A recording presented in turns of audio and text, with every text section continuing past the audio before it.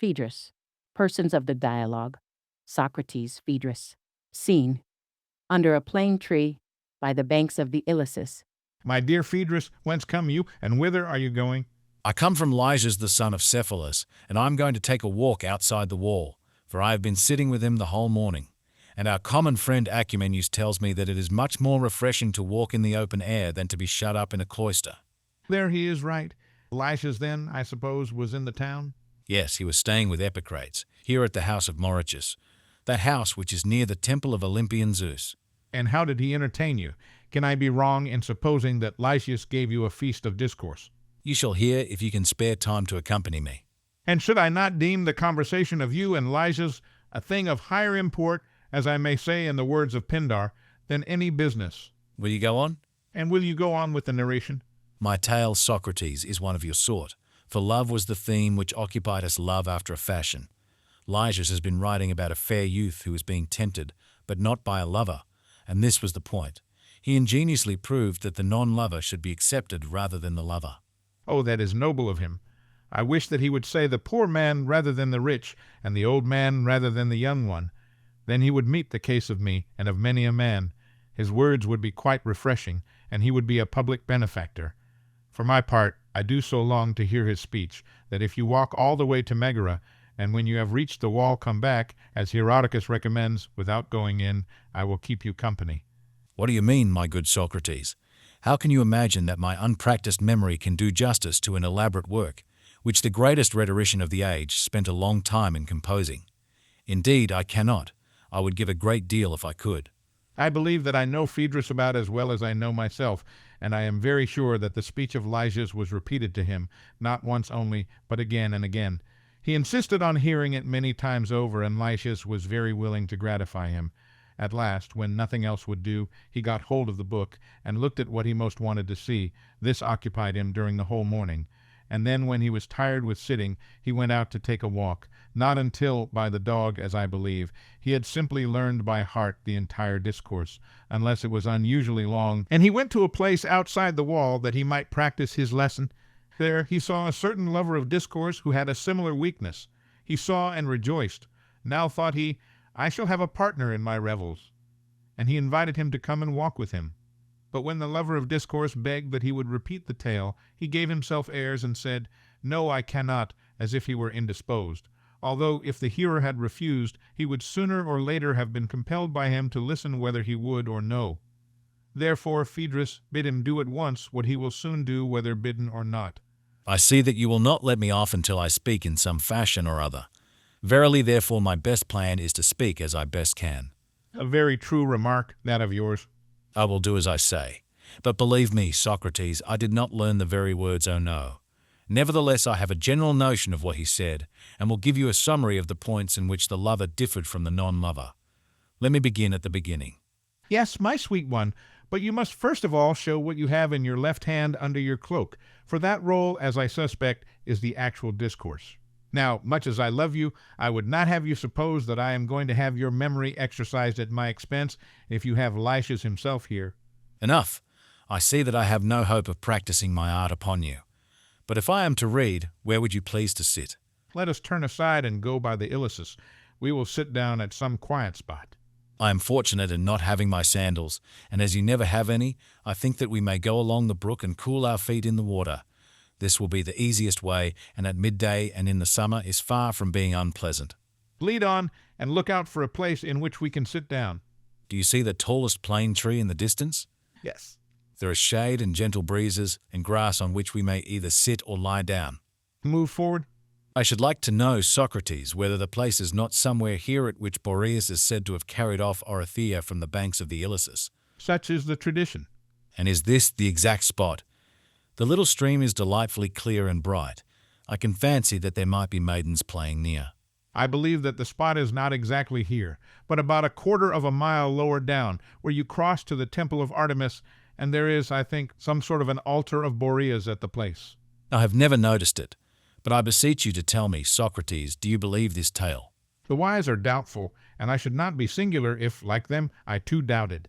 I might have a rational explanation that Orithyia was playing with Formatia when a northern gust carried her over the neighboring rocks, and this being the manner of her death, she was said to have been carried away by Boreas.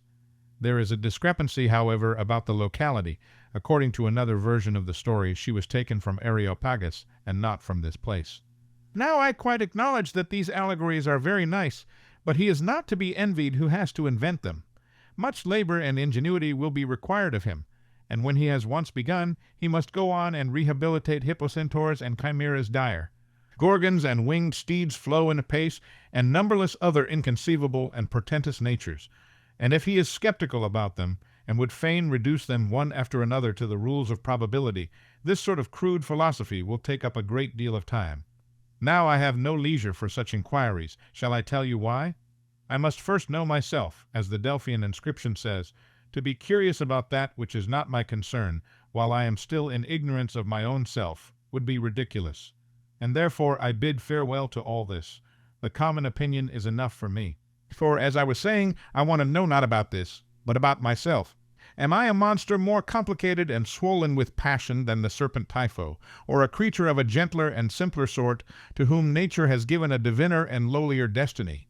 But let me ask you, friend, have we not reached the plane tree to which you were conducting us? Yes, this is the tree. By here, a fair resting place, full of summer sounds and scents. Here is this lofty and spreading plane tree, and the Agnus castus high and clustering, in the fullest blossom and the greatest fragrance, and the stream which flows beneath the plane tree is deliciously cold to the feet. Judging from the ornaments and images, this must be a spot sacred to Achelous and the nymphs. How delightful is the breeze, so very sweet, and there is a sound in the air shrill and summer-like which makes answer to the chorus of the cicadae. But the greatest charm of all is the grass, like a pillow gently sloping to the head. My dear Phaedrus, you have been an admirable guide. What an incomprehensible being you are, Socrates. When you are in the country, as you say, you really are like some stranger who is led about by a guide. Do you ever cross the border? I rather think that you never venture even outside the gates. Very true, my good friend, and I hope that you will excuse me when you hear the reason, which is that I am a lover of knowledge, and the men who dwell in the city are my teachers, and not the trees or the country. Though I do indeed believe that you have found a spell with which to draw me out of the city into the country, like a hungry cow before whom a bough or a bunch of fruit is waved. For only hold up before me in like manner a book, and you may lead me all round Attica and over the wide world. And now, having arrived, I intend to lie down, and do you choose any posture in which you can read best? Begin. Listen, you know how matters stand with me, and how, as I conceive, this affair may be arranged for the advantage of both of us. And I maintain that I ought not to fail in my suit, because I am not your lover. For lovers repent of the kindnesses which they have shown when their passion ceases. But to the non-lovers who are free and not under any compulsion, no time of repentance ever comes. For they confer their benefits according to the measure of their ability, in the way which is most conducive to their own interest. Then again, lovers consider how by reason of their love they have neglected their own concerns and rendered service to others. And when to these benefits conferred they add on the troubles which they have endured, they think that they have long ago made to the beloved a very ample return. But the non-lover has no such tormenting recollections. He has never neglected his affairs or quarreled with his relations. He has no troubles to add up or excuses to invent. And being well rid of all these evils, why should he not freely do what will gratify the beloved? If you say that the lover is more to be esteemed, because his love is thought to be greater, for he is willing to say and do what is hateful to other men, in order to please his beloved, that, if true, is only a proof that he will prefer any future love to his present, and will injure his old love at the pleasure of the new. And how, in a matter of such infinite importance, can a man be right in trusting himself to one who is afflicted with a malady which no experienced person would attempt to cure? For the patient himself admits that he is not in his right mind, and acknowledges that he is wrong in his mind, but says that he is unable to control himself. And if he came to his right mind, would he ever imagine that the desires were good which he conceived when in his wrong mind? Once more, there are many more non-lovers than lovers, and if you choose the best of the lovers, you will not have many to choose from. But if from the non-lovers, the choice will be larger, and you will be far more likely to find among them a person who is worthy of your friendship. If public opinion be your dread, and you would avoid reproach, in all probability the lover, who is always thinking that other men are as emulous of him as he is of them, will boast to someone of his successes and make a show of them openly in the pride of his heart. He wants others to know that his labor has not been lost. But the non-lover is more his own master, and is desirous of solid good, and not of the opinion of mankind. Again, the lover may be generally noted or seen following the beloved. This is his regular occupation, and whenever they are observed to exchange 2 words, they are supposed to meet about some affair of love, either past or in contemplation. But when non-lovers meet, no one asks the reason why, because people know that talking to another is natural, whether friendship or mere pleasure be the motive. Once more, if you fear the fickleness of friendship, consider that in any other case a quarrel might be a mutual calamity. But now, when you have given up what is most precious to you, you will be the greater loser, and therefore you will have more reason in being afraid of the lover, for his vexations are many, and he is always fancying that every one is leagued against him. Wherefore also he debars his beloved from society. He will not have you intimate with the wealthy, lest they should exceed him in wealth, or with men of education, lest they should be his superiors in understanding, and he is equally afraid of anybody's influence who has any other advantage over himself. If he can persuade you to break with them, you are left without a friend in the world. Or if, out of a regard to your own interest, you have more sense than to comply with his desire, you will have to quarrel with him. But those who are non-lovers, and whose success in love is the reward of their merit, will not be jealous of the companions of their beloved, and will rather hate those who refuse to be his associates, thinking that their favorite is slighted by the latter and benefited by the former. For more love than hatred may be expected to come to him out of his friendship with others. Many lovers too have loved the person of a youth before they knew his character or his belongings, so that when their passion has passed away, there is no knowing whether they will continue to be his friends. Whereas, in the case of non-lovers who were always friends, the friendship is not lessened by the favors granted, but the recollection of these remains with them, and is an earnest of good things to come. Further, I say that you are likely to be improved by me, whereas the lover will spoil you.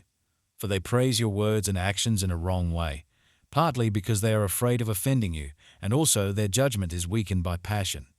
Such are the feats which love exhibits. He makes things painful to the disappointed which give no pain to others. He compels the successful lover to praise what ought not to give him pleasure, and therefore the beloved is to be pitied rather than envied.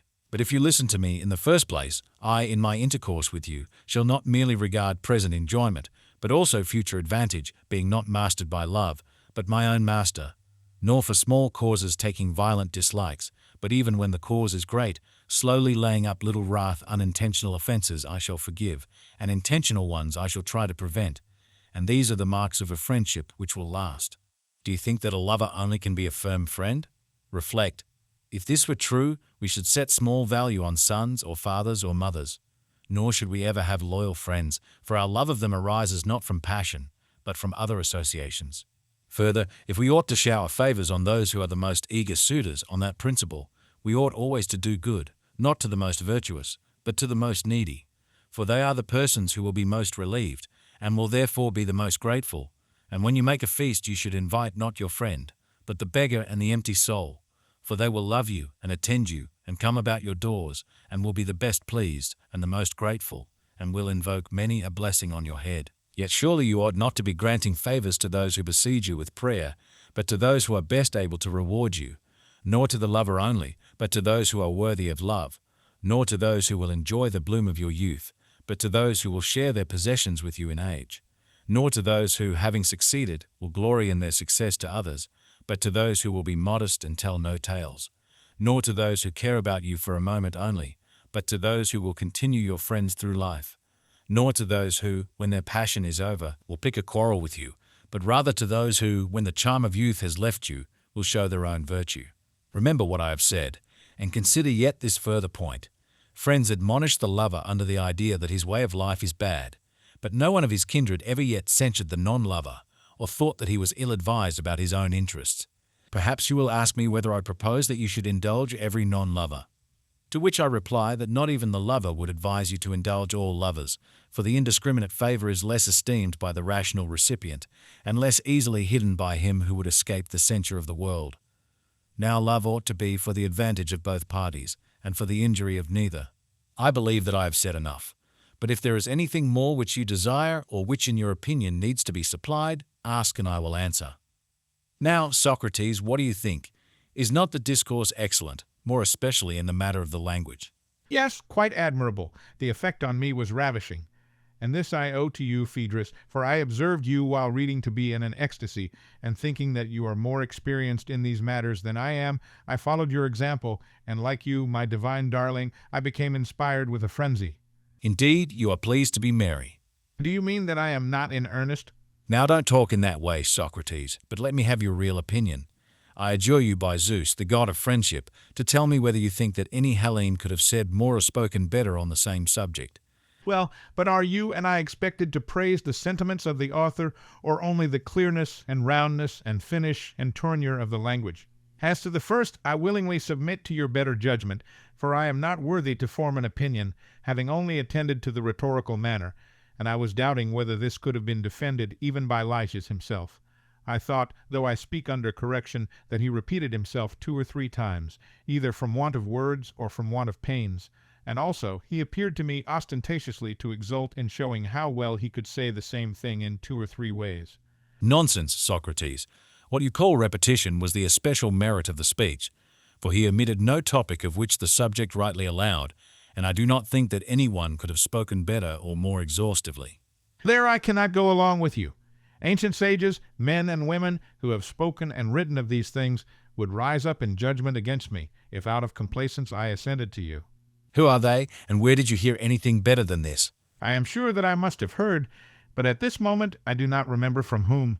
Perhaps from Sappho the fair, or Anacreon the wise, or possibly from a prose writer. Why do I say so? Why, because I perceive that my bosom is full, and that I could make another speech as good as that of Lysias and different. Now I am certain that this is not an invention of my own, who am well aware that I know nothing, and therefore I can only infer that I have been filled through the ears like a pitcher from the waters of another, though I have actually forgotten in my stupidity who was my informant. That is grand. But never mind where you heard the discourse or from whom. Let that be a mystery not to be divulged even at my earnest desire. Only, as you say, promise to make another and better oration, equal in length and entirely new on the same subject. And I, like the 9 archons, will promise to set up a golden image at Delphi, not only of myself, but of you, and as large as life. You are a dear golden ass if you suppose me to mean that Lysias has altogether missed the mark, and that I can make a speech from which all his arguments are to be excluded. The worst of authors will say something which is to the point. Who, for example, could speak on this thesis of yours without praising the discretion of the non-lover and blaming the indiscretion of the lover? These are the commonplaces of the subject which must come in for what else is there to be said, and must be allowed and excused. The only merit is in the arrangement of them, for there can be none in the invention. But when you leave the commonplaces, then there may be some originality. I admit that there is reason in what you say, and I too will be reasonable, and will allow you to start with the premise that the lover is more disordered in his wits than the non-lover. If in what remains you make a longer and better speech than Lysias, and use other arguments, then I say again that a statue you shall have of beaten gold, and take your place by the colossal offerings of the Cypselids at Olympia. How profoundly in earnest is the lover, because to tease him I lay a finger upon his love. And so, Phaedrus, you really imagine that I am going to improve upon the ingenuity of Lysias. There I have you as you had me, and you must just speak as you best can. Do not let us exchange tu quoque, as in a farce, or compel me to say to you as you said to me, I know Socrates as well as I know myself, and he was wanting to speak, but he gave himself airs. Rather, I would have you consider that from this place we stir not until you have unbosomed yourself of the speech. For here are we all alone, and I am stronger, remember, and younger than you. Wherefore perpend, and do not compel me to use violence. But, my sweet Phaedrus, how ridiculous it would be of me to compete with Lysias in an extempore speech. He is a master in his art, and I am an untaught man. You see how matters stand, and therefore let there be no more pretenses. For indeed I know the word that is irresistible. Then don't say it. Yes, but I will, and my word shall be an oath. I say, or rather swear, but what God will be witness of my oath? By this plane tree I swear, that unless you repeat the discourse here in the face of this very plane tree, I will never tell you another, never let you have word of another. Villain, I am conquered. The poor lover of discourse has no more to say. Then why are you still at your tricks? I am not going to play tricks now that you have taken the oath, for I cannot allow myself to be starved. Proceed. Shall I tell you what I will do? What? I will veil my face and gallop through the discourse as fast as I can, for if I see you, I shall feel ashamed and not know what to say. Only go on, and you may do anything else which you please. Come, O ye muses, melodious as ye are called, whether you have received this name from the character of your strains, or because the Melians are a musical race. Help, O help me in the tale which my good friend here desires me to rehearse, in order that his friend, whom he always deemed wise, may seem to him to be wiser than ever. Once upon a time there was a fair boy, or more properly speaking, a youth. He was very fair, and had a great many lovers. And there was one special cunning one, who had persuaded the youth that he did not love him, but he really loved him all the same. And one day, when he was paying his addresses to him, he used this very argument that he ought to accept the non-lover rather than the lover. His words were as follows: "All good counsel begins in the same way. A man should know what he is advising about, or his counsel will all come to naught." But people imagine that they know about the nature of things when they don't know about them, and not having come to an understanding at first, because they think that they know, they end, as might be expected, in contradicting one another and themselves. Now you and I must not be guilty of this fundamental error which we condemn in others. But as our question is whether the lover or non-lover is to be preferred, let us first of all agree in defining the nature and power of love, and then, keeping our eyes upon the definition, and to this appealing, let us further inquire whether love brings advantage or disadvantage. Everyone sees that love is a desire, and we know also that non-lovers desire the beautiful and good. Now, in what way is the lover to be distinguished from the non-lover? Let us note that in every one of us there are two guiding and ruling principles which lead us whither they will. One is the natural desire of pleasure, the other is an acquired opinion which aspires after the best. And these two are sometimes in harmony and then again at war, and sometimes the one, sometimes the other conquers. When opinion by the help of reason leads us to the best, the conquering principle is called temperance. But when desire, which is devoid of reason, rules in us and drags us to pleasure, that power of misrule is called excess. Now excess has many names, and many members, and many forms, and any of these forms, when very marked, gives a name neither honorable nor creditable to the bearer of the name. The desire of eating, for example, which gets the better of the higher reason and the other desires, is called gluttony, and he who is possessed by it is called a glutton.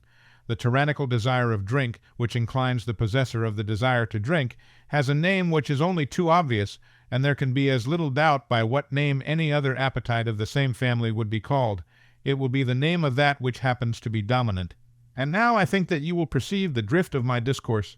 But as every spoken word is in a manner plainer than the unspoken, I had better say further that the irrational desire which overcomes the tendency of opinion towards right, and is led away to the enjoyment of beauty, and especially of personal beauty, by the desires which are her own kindred, that supreme desire, I say, which by leading conquers, and by the force of passion is reinforced, from this very force receiving a name, is called love eromenos eros. And now, dear Phaedrus, I shall pause for an instant to ask whether you do not think me, as I appear to myself, inspired. Yes, Socrates, you seem to have a very unusual flow of words. Listen to me, then, in silence, for surely the place is holy, so that you must not wonder if, as I proceed, I appear to be in a divine fury, for already I am getting into dithyrambics. Nothing can be truer. The responsibility rests with you. But hear what follows, and perhaps the fit may be averted. All is in their hands above. I will go on talking to my youth. Listen. Thus, my friend, we have declared and defined the nature of the subject. Keeping the definition in view, let us now inquire what advantage or disadvantage is likely to ensue from the lover or the non-lover to him who accepts their advances. He who is the victim of his passions and the slave of pleasure will, of course, desire to make his beloved as agreeable to himself as possible. Now to him who has a mind diseased anything is agreeable which is not opposed to him, but that which is equal or superior is hateful to him, and therefore the lover will not brook any superiority or equality on the part of his beloved. He is always employed in reducing him to inferiority. And the ignorant is the inferior of the wise, the coward of the brave, the slow of speech of the speaker, the dull of the clever. These, and not these only, are the mental defects of the beloved, defects which, when implanted by nature, are necessarily a delight to the lover, and when not implanted, he must contrive to implant them in him, if he would not be deprived of his fleeting joy. And therefore he cannot help being jealous, and will debar his beloved from the advantages of society which would make a man of him, and especially from that society which would have given him wisdom, and thereby he cannot fail to do him great harm. That is to say, in his excessive fear, lest he should come to be despised in his eyes, he will be compelled to banish from him divine philosophy, and there is no greater injury which he can inflict upon him than this. He will contrive that his beloved shall be wholly ignorant, and in everything shall look to him. He is to be the delight of the lover's heart, and a curse to himself. Verily, a lover is a profitable guardian and associate for him in all that relates to his mind. Let us next see how his master, whose law of life is pleasure and not good, will keep and train the body of his servant. Will he not choose a beloved who is delicate rather than sturdy and strong? One brought up in shady bowers and not in the bright sun, a stranger to manly exercises and the sweat of toil, accustomed only to a soft and luxurious diet, instead of the hues of health, having the colors of paint and ornament and the rest of a piece. Such a life as any one can imagine, and which I need not detail at length. But I may sum up all that I have to say in a word and pass on. Such a person in war, or in any of the great crises of life, will be the anxiety of his friends and also of his lover, and certainly not the terror of his enemies, which nobody can deny. And now let us tell what advantage or disadvantage the beloved will receive from the guardianship and society of his lover in the matter of his property. This is the next point to be considered. The lover will be the first to see what, indeed, will be sufficiently evident to all men, that he desires above all things to deprive his beloved of his dearest and best and holiest possessions, father, mother, kindred, friends, of all whom he thinks may be hinderers or reprovers of their most sweet converse. He will even cast a jealous eye upon his gold and silver or other property, because these make him a less easy prey, and when caught less manageable. Hence he is of necessity displeased at his possession of them, and rejoices at their loss, and he would like him to be wifeless, childless, homeless as well, and the longer the better, for the longer he is all this, the longer he will enjoy him. There are some sort of animals, such as flatterers, who are dangerous and mischievous enough, and yet nature has mingled a temporary pleasure and grace in their composition. You may say that a courtesan is hurtful, and disapprove of such creatures and their practices, and yet for the time they are very pleasant. But the lover is not only hurtful to his love, he is also an extremely disagreeable companion. The old proverb says that birds of a feather flock together. I suppose that equality of years inclines them to the same pleasures, and similarity begets friendship. Yet you may have more than enough even of this, and verily constraint is always said to be grievous. Now the lover is not only unlike his beloved, but he forces himself upon him. For he is old, and his love is young, and neither day nor night will he leave him if he can help. Necessity and the sting of desire drive him on, and allure him with the pleasure which he receives from seeing, hearing, touching, perceiving him in every way. And therefore he is delighted to fasten upon him, and to minister to him. But what pleasure or consolation can the beloved be receiving all this time? Must he not feel the extremity of disgust when he looks at an old shriveled face and the remainder to match, which even in a description is disagreeable, and quite detestable when he is forced into daily contact with his lover? Moreover, he is jealously watched and guarded against everything and everybody, and has to hear misplaced and exaggerated praises of himself, and censures equally inappropriate, which are intolerable when the man is sober, and, besides being intolerable, are published all over the world in all their indelicacy and wearisomeness when he is drunk. And not only while his love continues is he mischievous and unpleasant, but when his love ceases he becomes a perfidious enemy of him, on whom he showered his oaths and prayers and promises, and yet could hardly prevail upon him to tolerate the tedium of his company, even from motives of interest. The hour of payment arrives, and now he is the servant of another master. Instead of love and infatuation, wisdom and temperance are his bosom's lords. But the beloved has not discovered the change which has taken place in him when he asks for a return and recalls to his recollection former sayings and doings. He believes himself to be speaking to the same person, and the other, not having the courage to confess the truth, and not knowing how to fulfill the oaths and promises which he made when under the dominion of folly, and having now grown wise and temperate, does not want to do as he did or to be as he was before. And so he runs away and is constrained to be a defaulter. The oyster shell in allusion to a game in which two parties fled or pursued according as an oyster shell which was thrown into the air fell with the dark or light side uppermost. Has fallen with the other side uppermost, he changes pursuit into flight, while the other is compelled to follow him with passion and imprecation, not knowing that he ought never from the first to have accepted a demented lover instead of a sensible non-lover, and that in making such a choice he was giving himself up to a faithless, morose, envious, disagreeable being, hurtful to his estate, hurtful to his bodily health, and still more hurtful to the cultivation of his mind, than which there neither is nor ever will be anything more honored in the eyes both of gods and men. Consider this, fair youth, and know that in the friendship of the lover there is no real kindness. He has an appetite and wants to feed upon you. As wolves love lambs, so lovers love their loves. But I told you so. I am speaking in verse, and therefore I had better make an end. Enough. I thought that you were only halfway and were going to make a similar speech about all the advantages of accepting the non-lover. Why do you not proceed? Does not your simplicity observe that I have got out of dithyrambics into heroics, when only uttering a censure on the lover? And if I am to add the praises of the non-lover, what will become of me? Do you not perceive that I am already overtaken by the nymphs to whom you have mischievously exposed me?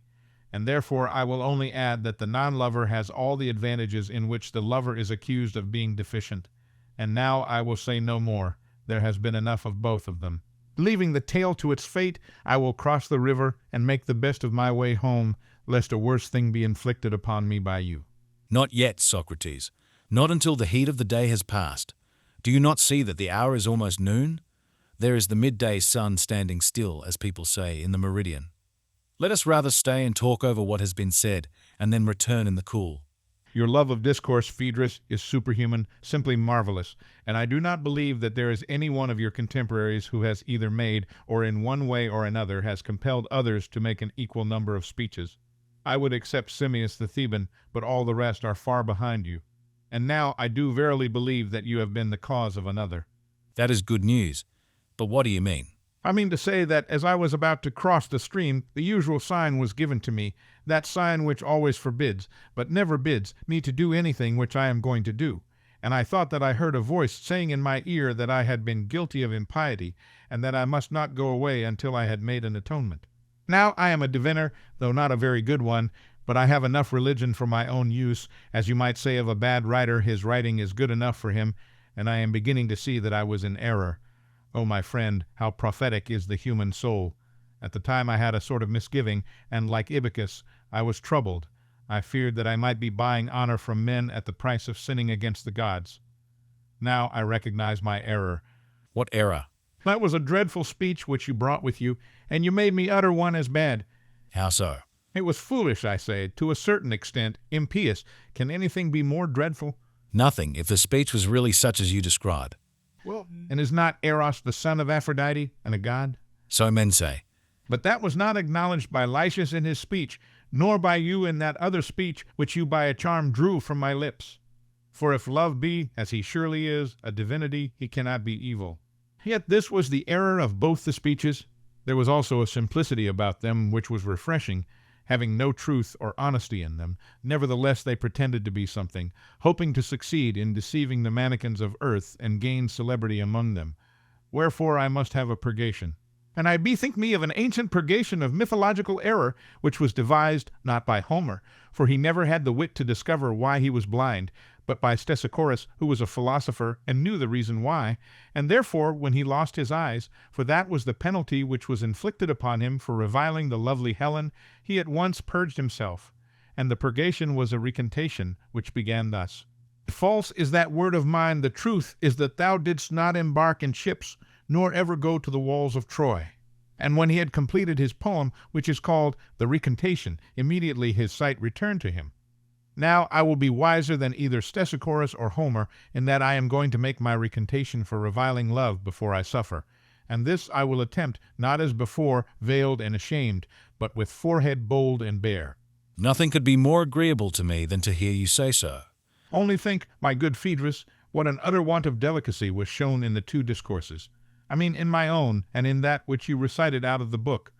Would not any one who was himself of a noble and gentle nature, and who loved or ever had loved a nature like his own, when we tell of the petty causes of lovers' jealousies, and of their exceeding animosities, and of the injuries which they do to their beloved, have imagined that our ideas of love were taken from some haunt of sailors to which good manners were unknown, he would certainly never have admitted the justice of our censure.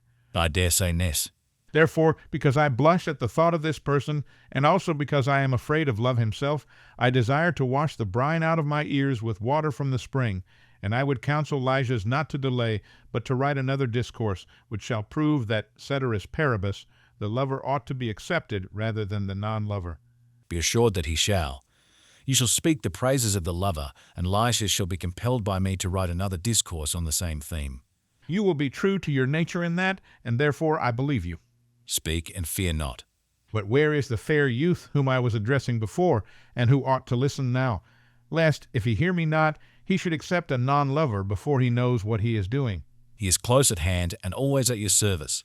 Know then, fair youth, that the former discourse was the word of Phaedrus, the son of vain man, who dwells in the city of Myrina Myrinusius. And this which I am about to utter is the recantation of Stesichorus, the son of godly man Euphemus, who comes from the town of Desire Hymra, and is to the following effect. I told a lie when I said that the beloved ought to accept the non-lover when he might have the lover, because the one is sane and the other mad. It might be so if madness were simply an evil, but there is also a madness which is a divine gift, and the source of the chiefest blessings granted to men. For prophecy is a madness, and the prophetess at Delphi and the priestesses at Dodona, when out of their senses have conferred great benefits on Hellas, both in public and private life, but when in their senses few or none. And I might also tell you how the Sibyl and other inspired persons have given to many and one many an intimation of the future, which has saved them from falling. But it would be tedious to speak of what every one knows. There will be more reason in appealing to the ancient inventors of names, who would never have connected prophecy mantike, which foretells the future, and is the noblest of arts, with madness manike, or called them both by the same name, if they had deemed madness to be a disgrace or dishonor. They must have thought that there was an inspired madness, which was a noble thing. For the two words, mantike and manike, are really the same, and the letter tau is only a modern and tasteless insertion. And this is confirmed by the name which was given by them to the rational investigation of futurity, whether made by the help of birds or of other signs this, forasmuch as it is an art which supplies from the reasoning faculty mind news and information historia to human thought oesis, they originally termed oionoistike, but the word has been lately altered and made sonorous by the modern introduction of the letter omega oionoistike and oionistike, and in proportion as prophecy mantike is more perfect and august than augury, both in name and fact in the same proportion, as the ancients testify, is madness superior to a sane mind sophrosune, for the one is only of human, but the other of divine origin. Again, where plagues and mightiest woes have bred in certain families, owing to some ancient blood guiltiness, their madness has entered with holy prayers and rites, and by inspired utterances found a way of deliverance for those who are in need. And he who has part in this gift, and is truly possessed and duly out of his mind, is by the use of purifications and mysteries made whole and exempt from evil, future as well as present, and has a release from the calamity which was afflicting him. The third kind is the madness of those who are possessed by the Muses, which, taking hold of a delicate and virgin soul, and their inspiring frenzy, awakens lyrical and all other numbers, with these adorning the myriad actions of ancient heroes for the instruction of posterity. But he who, having no touch of the Muses' madness in his soul, comes to the door and thinks that he will get into the temple by the help of art, he, I say, and his poetry are not admitted. The sane man disappears, and is nowhere when he enters into rivalry with the madman. I might tell of many other noble deeds which have sprung from inspired madness, and therefore let no one frighten or flutter us by saying that the temperate friend is to be chosen rather than the inspired, but let him further show that love is not sent by the gods for any good to lover or beloved. If he can do so, we will allow him to carry off the palm, and we, on our part, will prove in answer to him that the madness of love is the greatest of heaven's blessings, and the proof shall be one which the wise will receive, and the whittling disbelieve. But first of all, let us view the affections and actions of the soul divine and human, and try to ascertain the truth about them. The beginning of our proof is as follows. The soul through all her being is immortal, for that which is ever in motion is immortal. But that which moves another, and is moved by another, in ceasing to move ceases also to live. Only the self-moving, never leaving self, never ceases to move, and is the fountain and beginning of motion to all that moves besides. Now the beginning is unbegotten, for that which is begotten has a beginning. But the beginning is begotten of nothing, for if it were begotten of something, then the begotten would not come from a beginning. But if unbegotten, it must also be indestructible. For if beginning were destroyed, there could be no beginning out of anything, nor anything out of a beginning, and all things must have a beginning. And therefore the self-moving is the beginning of motion, and this can neither be destroyed nor begotten, else the whole heavens and all creation would collapse and stand still, and never again have motion or birth. But if the self-moving is proved to be immortal, he who affirms that self-motion is the very idea and essence of the soul will not be put to confusion. For the body which is moved from without is soulless, but that which is moved from within has a soul, for such is the nature of the soul. But if this be true, must not the soul be the self-moving, and therefore of necessity unbegotten and immortal? Enough of the soul's immortality. Of the nature of the soul, though her true form be ever a theme of large and more than mortal discourse, let me speak briefly and in a figure, and let the figure be composite a pair of winged horses and a charioteer. Now the winged horses and the charioteers of the gods are all of them noble and of noble descent, but those of other races are mixed. The human charioteer drives his in a pair, and one of them is noble and of noble breed, and the other is ignoble and of ignoble breed, and the driving of them of necessity gives a great deal of trouble to him. I will endeavor to explain to you in what way the mortal differs from the immortal creature. The soul in her totality has the care of inanimate being everywhere, and traverses the whole heaven in divers forms, appearing when perfect and fully winged she soars upward, and orders the whole world. Whereas the imperfect soul, losing her wings and drooping in her flight, at last settles on the solid ground there. Finding a home, she receives an earthly frame which appears to be self-moved, but is really moved by her power, and this composition of soul and body is called a living and mortal creature. For a mortal no such union can be reasonably believed to be.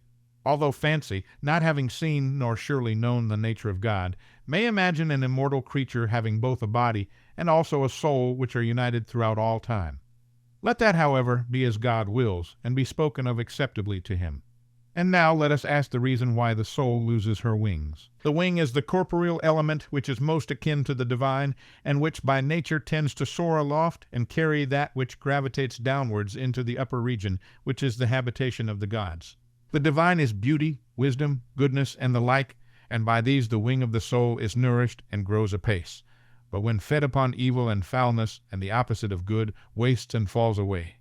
Zeus, the mighty lord, holding the reins of a winged chariot, leads the way in heaven, ordering all and taking care of all.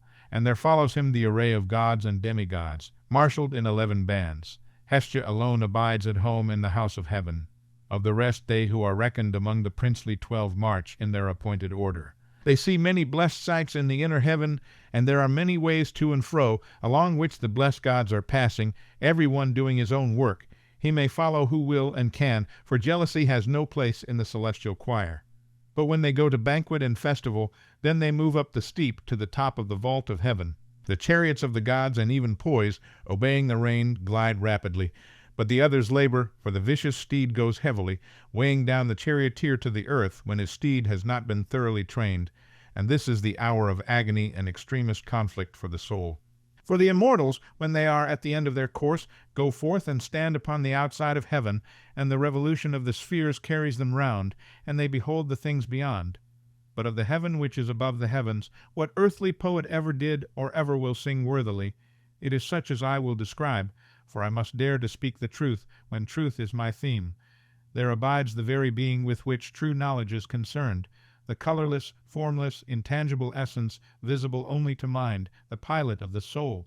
The divine intelligence, being nurtured upon mind and pure knowledge, and the intelligence of every soul which is capable of receiving the food proper to it, rejoices at beholding reality, and once more gazing upon truth, is replenished and made glad, until the revolution of the worlds brings her round again to the same place. In the revolution she beholds justice and temperance and knowledge absolute, not in the form of generation or of relation, which men call existence, but knowledge absolute in existence absolute. And beholding the other true existences in like manner, and feasting upon them, she passes down into the interior of the heavens and returns home. And there the charioteer, putting up his horses at the stall, gives them ambrosia to eat and nectar to drink. Such is the life of the gods. But of other souls, that which follows God best and is likest to him lifts the head of the charioteer into the outer world, and is carried round in the revolution, troubled indeed by the steeds, and with difficulty beholding true being, while another only rises and falls, and sees, and again fails to see by reason of the unruliness of the steeds. The rest of the souls are also longing after the upper world, and they all follow, But not being strong enough, they are carried round below the surface, plunging, treading on one another, each striving to be first, and there is confusion and perspiration and the extremity of effort, and many of them are lamed or have their wings broken through the ill driving of the charioteers, and all of them after a fruitless toil, not having attained to the mysteries of true being, go away and feed upon opinion. The reason why the souls exhibit this exceeding eagerness to behold the plain of truth is that pasturage is found there which is suited to the highest part of the soul, and the wing on which the soul soars is nourished with this. And there is a law of destiny that the soul which attains any vision of truth in company with a God is preserved from harm until the next period, and if attaining always is always unharmed. But when she is unable to follow, and fails to behold the truth, and through some ill hap sinks beneath the double load of forgetfulness and vice, and her wings fall from her, and she drops to the ground, then the law ordains that this soul shall at her first birth pass, not into any other animal, but only into man, and the soul which has seen most of truth shall come to the birth as a philosopher or artist or some musical and loving nature. That which has seen truth in the second degree shall be some righteous king or warrior chief. The soul which is of the third class shall be a politician, or economist, or trader. The fourth shall be a lover of gymnastic toils, or a physician. The fifth shall lead the life of a prophet or hierophant. To the sixth the character of poet, or some other imitative artist will be assigned. To the seventh the life of an artisan or husbandman. To the eighth that of a sophist or demagogue. To the ninth that of a tyrant. All these are states of probation, in which he who does righteously improves, and he who does unrighteously deteriorates his lot. 10,000 years must elapse before the soul of each one can return to the place from whence she came, for she cannot grow her wings in less. Only the soul of a philosopher, guileless and true, or the soul of a lover, who is not devoid of philosophy, may acquire wings in the third of the recurring periods of 1,000 years. He is distinguished from the ordinary good man who gains wings in 3,000 years. And they who choose this life 3 times in succession have wings given them, and go away at the end of 3,000 years.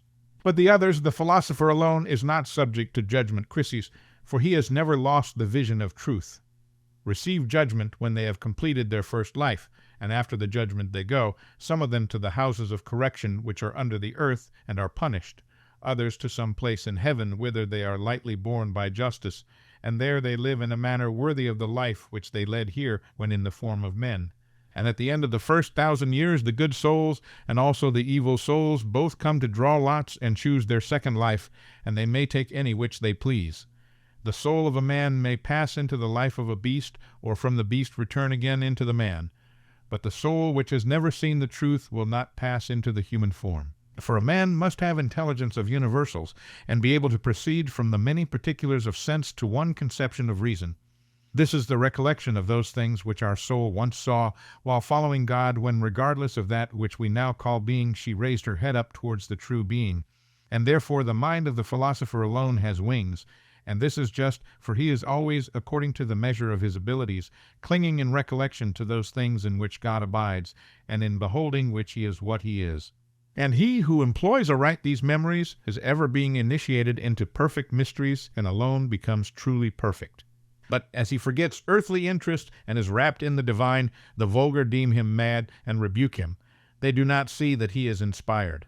Thus far I have been speaking of the fourth and last kind of madness, which is imputed to him who, when he sees the beauty of earth, is transported with the recollection of the true beauty. He would like to fly away, but he cannot. He is like a bird fluttering and looking upward and careless of the world below, and he is therefore thought to be mad. And I have shown this of all inspirations to be the noblest and highest, and the offspring of the highest to him who has or shares in it, and that he who loves the beautiful is called a lover because he partakes of it. For, as has been already said, every soul of man has in the way of nature beheld true being. This was the condition of her passing into the form of man. But all souls do not easily recall the things of the other world.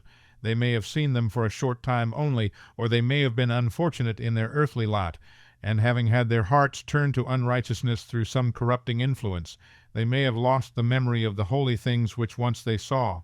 Few only retain an adequate remembrance of them, and they, when they behold here any image of that other world, are rapt in amazement. But they are ignorant of what this rapture means, because they do not clearly perceive. For there is no light of justice or temperance or any of the higher ideas which are precious to souls in the earthly copies of them. They are seen through a glass dimly, and there are few who, going to the images, behold in them the realities, and these only with difficulty. There was a time when, with the rest of the happy band, they saw beauty shining in brightness, we philosophers following in the train of Zeus, others in company with other gods, and then we beheld the beatific vision, and were initiated into a mystery, which may be truly called most blessed, celebrated by us in our state of innocence, before we had any experience of evils to come, when we were admitted to the sight of apparitions innocent and simple and calm and happy, which we beheld shining in pure light, pure ourselves, and not yet enshrined in that living tomb which we carry about, now that we are imprisoned in the body, like an oyster in his shell. Let me linger over the memory of scenes which have passed away. But of beauty, I repeat again that we saw her there shining in company with the celestial forms, and coming to earth we find her here too, shining in clearness through the clearest aperture of sense. For sight is the most piercing of our bodily senses, though not by that is wisdom seen. Her loveliness would have been transporting if there had been a visible image of her, and the other ideas, if they had visible counterparts, would be equally lovely. But this is the privilege of beauty, that being the loveliest she is also the most palpable to sight. Now he who is not newly initiated, or who has become corrupted, does not easily rise out of this world to the sight of true beauty in the other. He looks only at her earthly namesake, and instead of being awed at the sight of her, he is given over to pleasure, and like a brutish beast he rushes on to enjoy and beget. He consorts with wantonness, and is not afraid or ashamed of pursuing pleasure in violation of nature. But he whose initiation is recent, and who has been the spectator of many glories in the other world, is amazed when he sees any one having a godlike face or form, which is the expression of divine beauty, and at first a shudder runs through him, and again the old awe steals over him. Then, looking upon the face of his beloved as of a god, he reverences him, and if he were not afraid of being thought a downright madman, he would sacrifice to his beloved as to the image of a god. Then, while he gazes on him, there is a sort of reaction, and the shudder passes into an unusual heat and perspiration. For, as he receives the effluence of beauty through the eyes, the wing moistens and he warms. And as he warms, the parts out of which the wing grew, and which had been hitherto closed and rigid, and had prevented the wing from shooting forth, are melted, and as nourishment streams upon him, the lower end of the wing begins to swell and grow from the root upwards, and the growth extends under the whole soul, for once the whole was winged. During this process, the whole soul is all in a state of ebullition and effervescence, which may be compared to the irritation and uneasiness in the gums at the time of cutting teeth, bubbles up, and has a feeling of uneasiness and tickling. But when in like manner the soul is beginning to grow wings, the beauty of the beloved meets her eye, and she receives the sensible warm motion of particles which flow towards her, therefore called emotion emeros, and is refreshed and warmed by them, and then she ceases from her pain with joy. But when she is parted from her beloved, and her moisture fails, then the orifices of the passage out of which the wing shoots dry up and close, and intercept the germ of the wing, which, being shut up with the emotion, throbbing as with the pulsations of an artery, pricks the aperture which is nearest, until at length the entire soul is pierced and maddened and pained, and at the recollection of beauty is again delighted. And from both of them together the soul is oppressed at the strangeness of her condition, and is in a great strait and excitement, and in her madness can neither sleep by night nor abide in her place by day. And wherever she thinks that she will behold the beautiful one, thither in her desire she runs. And when she has seen him, and bathed herself in the waters of beauty, her constraint is loosened, and she is refreshed, and has no more pangs and pains. And this is the sweetest of all pleasures at the time, and is the reason why the soul of the lover will never forsake his beautiful one, whom he esteems above all. He has forgotten mother and brethren and companions, and he thinks nothing of the neglect and loss of his property. The rules and proprieties of life, on which he formerly prided himself, he now despises, and is ready to sleep like a servant wherever he is allowed, as near as he can to his desired one, who is the object of his worship, and the physician who can alone assuage the greatness of his pain. And this state, my dear imaginary youth, to whom I am talking, is by men called love, and among the gods has a name at which you, in your simplicity, may be inclined to mock. There are 2 lines in the apocryphal writings of Homer in which the name occurs. One of them is rather outrageous, and not altogether metrical. They are as follows. Mortals call him fluttering love, but the immortals call him winged one, because the growing of wings, or, reading Terathoiton, the movement of wings, is a necessity to him. You may believe this, but not unless you like. At any rate, the loves of lovers and their causes are such as I have described. Now the lover who is taken to be the attendant of Zeus is better able to bear the winged god, and can endure a heavier burden. But the attendants and companions of Ares, when under the influence of love, if they fancy that they have been at all wronged, are ready to kill and put an end to themselves and their beloved. And he who follows in the train of any other god, while he is unspoiled and the impression lasts, honors and imitates him as far as he is able, and after the manner of his god he behaves in his intercourse with his beloved and with the rest of the world during the first period of his earthly existence. Every one chooses his love from the ranks of beauty according to his character, and this he makes his god, and fashions and adorns as a sort of image which he is to fall down and worship. The followers of Zeus desire that their beloved should have a soul like him, and therefore they seek out someone of a philosophical and imperial nature, and when they have found him and loved him, they do all they can to confirm such a nature in him, and if they have no experience of such a disposition hitherto, they learn of any one who can teach them, and themselves follow in the same way. And they have the less difficulty in finding the nature of their own God in themselves, because they have been compelled to gaze intensely on him. Their recollection clings to him, and they become possessed of him, and receive from him their character and disposition, so far as man can participate in God.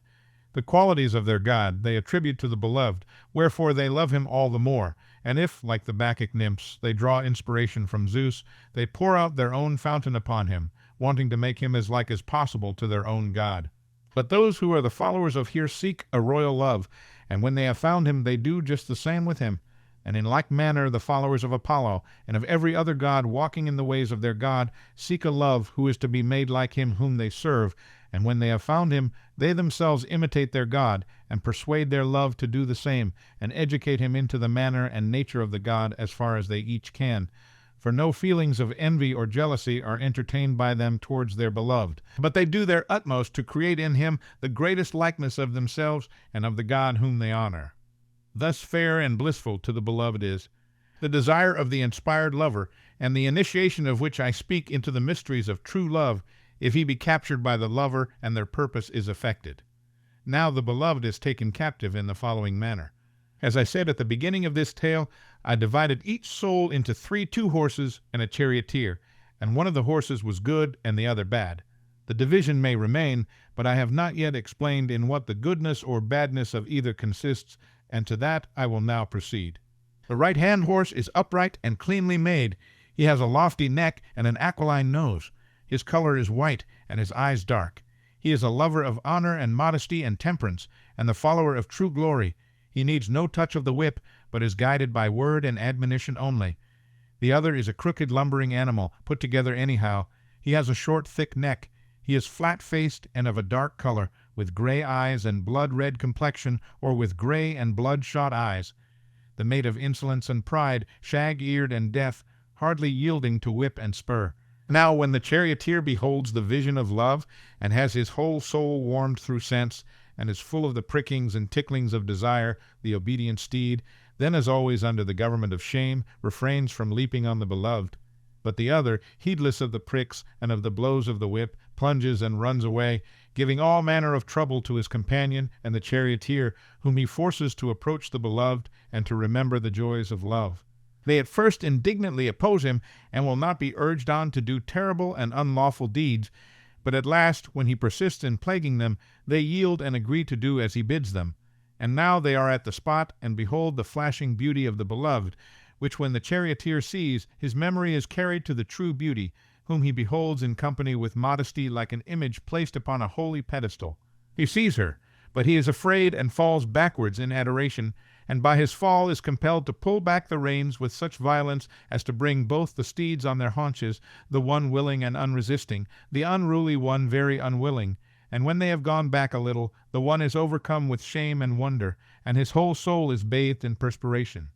The other, when the pain is over which the bridle and the fall had given him, having with difficulty taken breath, is full of wrath and reproaches, which he heaps upon the charioteer and his fellow steed, for want of courage and manhood, declaring that they have been false to their agreement and guilty of desertion. Again they refuse, and again he urges them on, and will scarce yield to their prayer that he would wait until another time.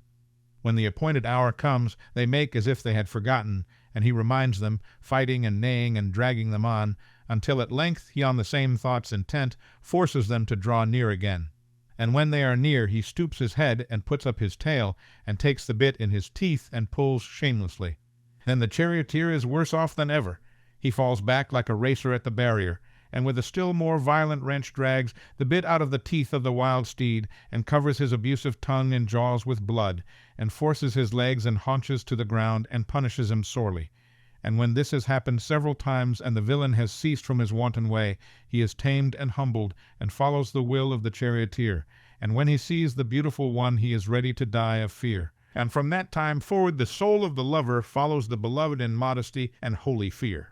And so the beloved who, like a god, has received every true and loyal service from his lover, not in pretense, but in reality, being also himself of a nature friendly to his admirer, if in former days he has blushed to own his passion, and turned away his lover, because his youthful companions or others slanderously told him that he would be disgraced, now, as years advance, at the appointed age and time, is led to receive him into communion. For fate, which has ordained that there shall be no friendship among the evil, has also ordained that there shall ever be friendship among the good. And the beloved, when he has received him into communion and intimacy, is quite amazed at the good will of the lover. He recognizes that the inspired friend is worth all other friends or kinsmen. They have nothing of friendship in them worthy to be compared with his. And when this feeling continues, and he is nearer to him, and embraces him in gymnastic exercises and at other times of meeting, then the fountain of that stream, which Zeus, when he was in love with Ganymede, named Desire, overflows upon the lover, and some enters into his soul, and some, when he is filled, flows out again, and as a breeze or an echo rebounds from the smooth rocks and returns whence it came, so does the stream of beauty, passing through the eyes, which are the windows of the soul, come back to the beautiful one, there arriving and quickening the passages of the wings, watering them and inclining them to grow, and filling the soul of the beloved also with love. And thus he loves, but he knows not what. He does not understand and cannot explain his own state. He appears to have caught the infection of blindness from another.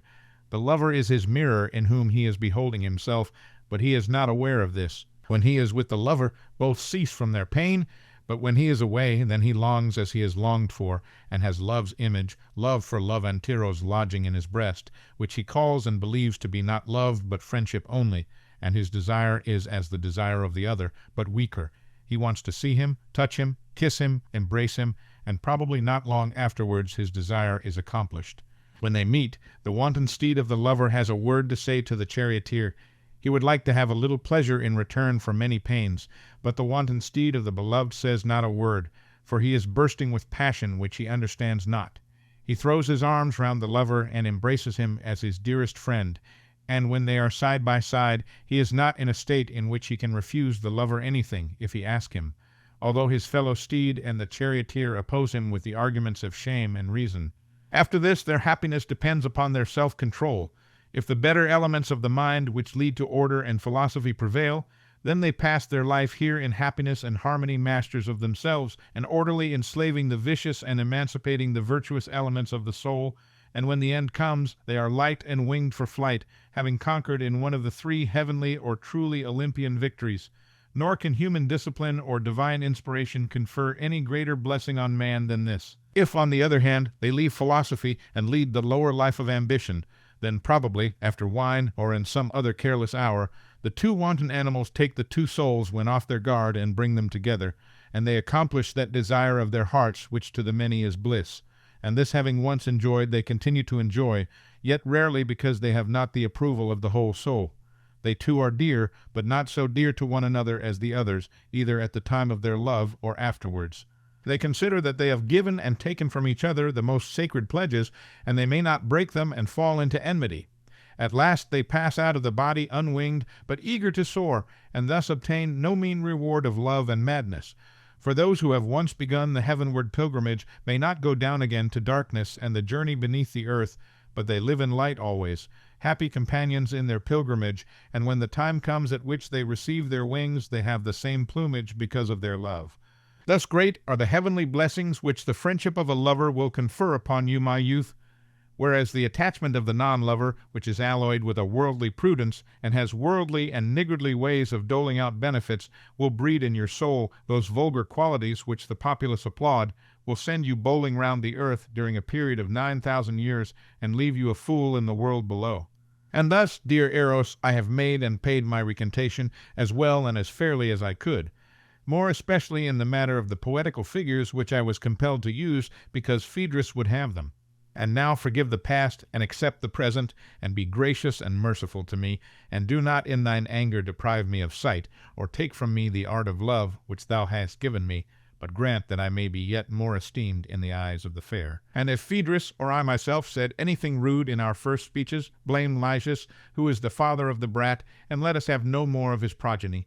Bid him study philosophy, like his brother Polemarchus, and then his lover Phaedrus will no longer halt between two opinions, but will dedicate himself wholly to love and to philosophical discourses.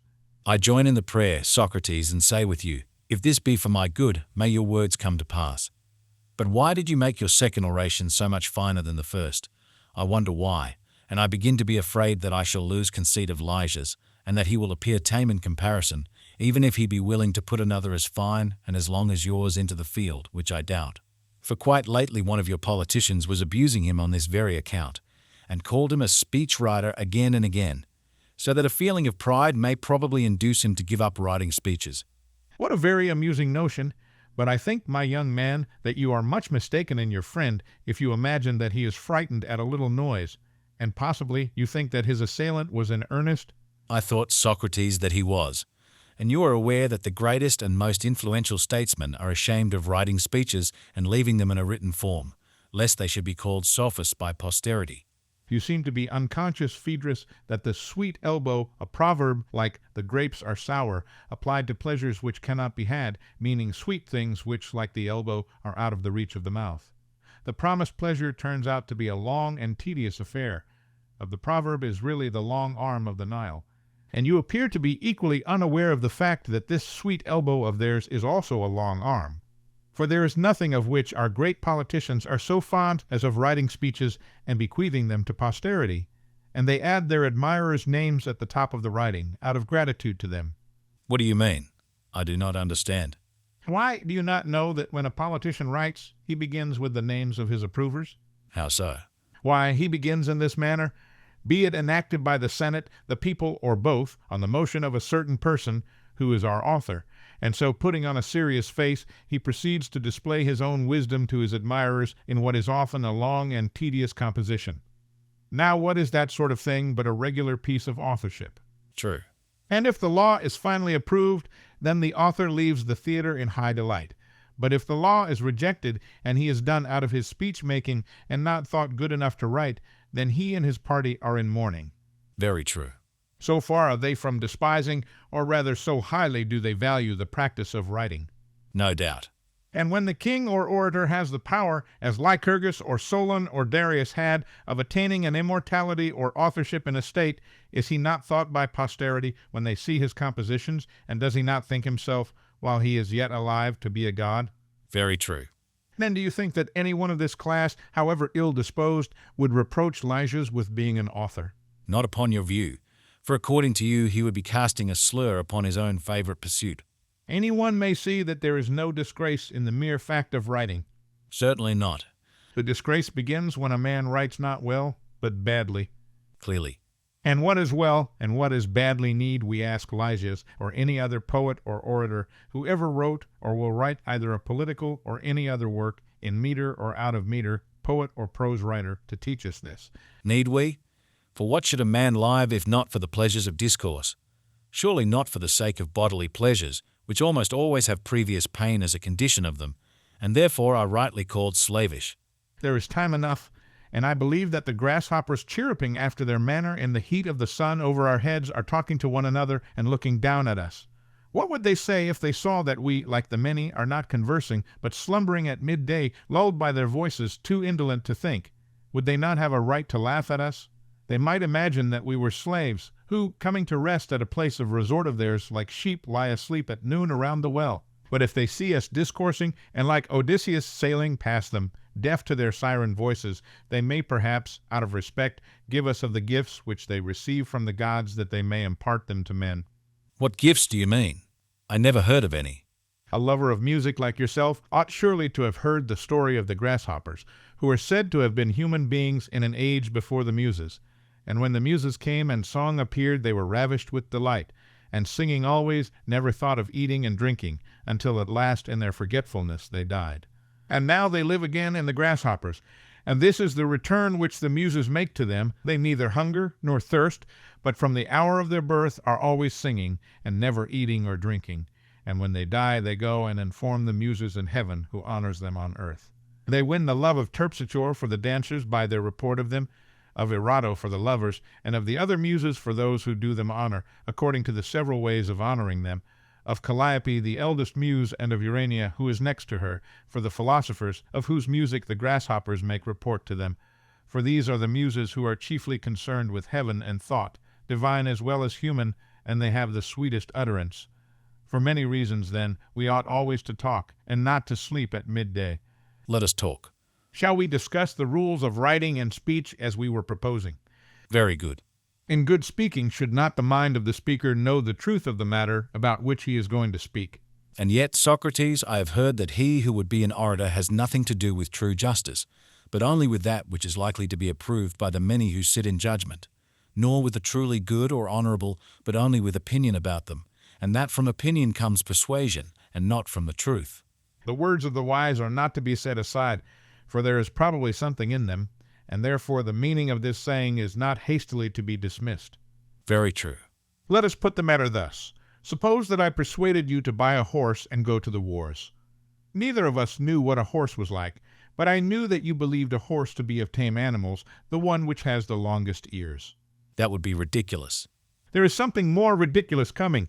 Suppose, further, that in sober earnest I, having persuaded you of this, went and composed a speech in honor of an ass, whom I entitled a horse beginning. A noble animal and a most useful possession, especially in war, and you may get on his back and fight, and he will carry baggage or anything. How ridiculous. Ridiculous! Yes, but is not even a ridiculous friend better than a cunning enemy? Certainly. And when the orator, instead of putting an ass in the place of a horse, puts good for evil, being himself as ignorant of their true nature as the city on which he imposes is ignorant, and having studied the notions of the multitude, falsely persuades them not about the shadow of an ass, which he confounds with a horse, but about good, which he confounds with evil, what will be the harvest which rhetoric will be likely to gather after the sowing of that seed? The reverse of good. But perhaps rhetoric has been getting too roughly handled by us, and she might answer, "What amazing nonsense you are talking! As if I forced any man to learn to speak in ignorance of the truth. Whatever my advice may be worth, I should have told him to arrive at the truth first, and then come to me. At the same time, I boldly assert that mere knowledge of the truth will not give you the art of persuasion." There is reason in the lady's defense of herself. Quite true, if only the other arguments which remain to be brought up bear her witness that she is an art at all. But I seem to hear them arraying themselves on the opposite side, declaring that she speaks falsely, and that rhetoric is a mere routine and trick, not an art. Lo, a Spartan appears, and says that there never is nor ever will be a real art of speaking which is divorced from the truth. And what are these arguments, Socrates? Bring them out that we may examine them. Come out, fair children, and convince Phaedrus, who is the father of similar beauties, that he will never be able to speak about anything as he ought to speak, unless he have a knowledge of philosophy. And let Phaedrus answer you. Put the question. Is not rhetoric, taken generally, a universal art of enchanting the mind by arguments, which is practiced not only in courts and public assemblies, but in private houses also, having to do with all matters, great as well as small, good and bad alike, and is in all equally right, and equally to be esteemed? That is what you have heard. Nay, not exactly that. I should say rather that I have heard the art confined to speaking and writing in lawsuits, and to speaking in public assemblies not extended farther. Then I suppose that you have only heard of the rhetoric of Nestor and Odysseus, which they composed in their leisure hours when at Troy, and never of the rhetoric of Palams. No more than of Nestor and Odysseus, unless Gorgias is your Nestor, and Thrasymachus or Theodorus your Odysseus. Perhaps that is my meaning, but let us leave them. And do you tell me instead, what are plaintiff and defendant doing in a law court? Are they not contending? Exactly so.